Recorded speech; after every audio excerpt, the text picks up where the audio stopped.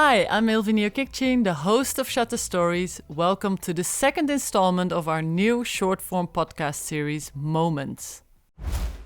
Making your way into this industry isn't easy. Whether there is a catalyst that propels you forward or just years of hard work, our guests all have different stories of how they got their start, and today we've brought you a selection.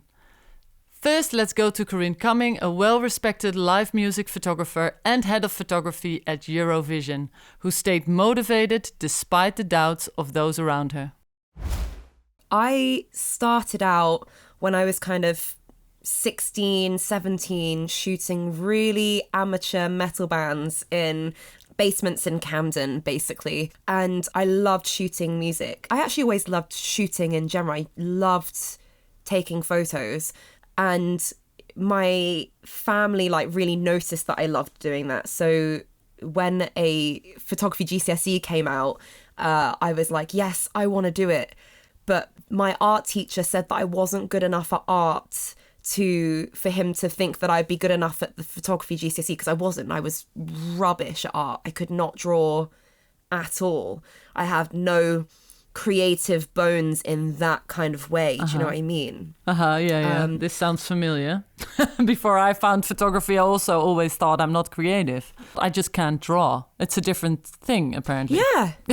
Yeah, not all creatives are the same kind of creative. What Corinne is saying here is so familiar to me, and it may be to you as well. I think the key is not to let yourself be held back by what other people think. So, what advice is there that we can share with the next generation? Robert Mark Lehman, celebrated wildlife photographer and conservationist, shared his story and his top tips with me. The only advice I have is study, develop your skills, do loads of training, talk to other people, even if you have the chance to look over the shoulder of a professional cameraman, which I did a lot. And professional cameramen, they used to not give all their skills just away for free. But if you work with them, I worked as an expedition guide all over the world. So my focus wasn't on the camera, my focus was on finding the animals. But I learned how these guys operate. I sucked in all the information I could get, and I developed my own skills. And after years of practicing, even with tiny stuff just on my doorstep, I became quite an okay-ish film guy. Kind of. But just do it every single day and then put your work out there on Instagram, on TikTok, on YouTube, wherever you go. The most important thing you have to do is passion. You need to love what you do. If you don't love it, stop. Just stop doing it. Find something you love and you do with your heart.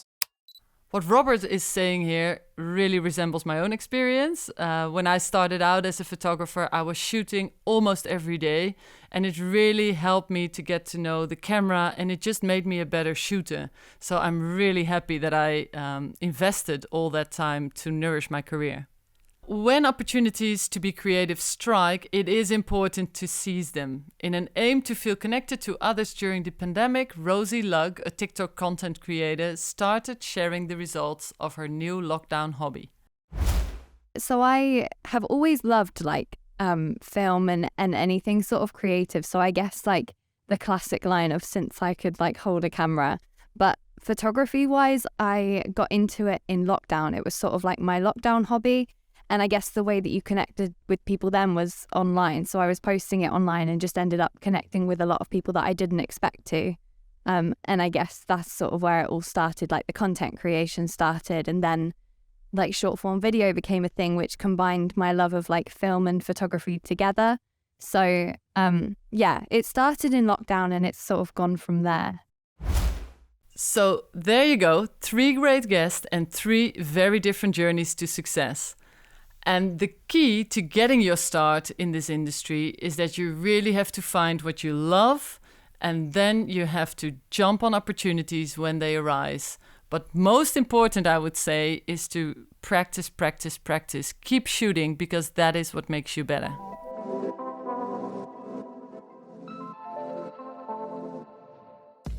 If you've enjoyed the snippets you've heard today, then please listen to the full episodes of Shutter Stories. All the details are in the show notes.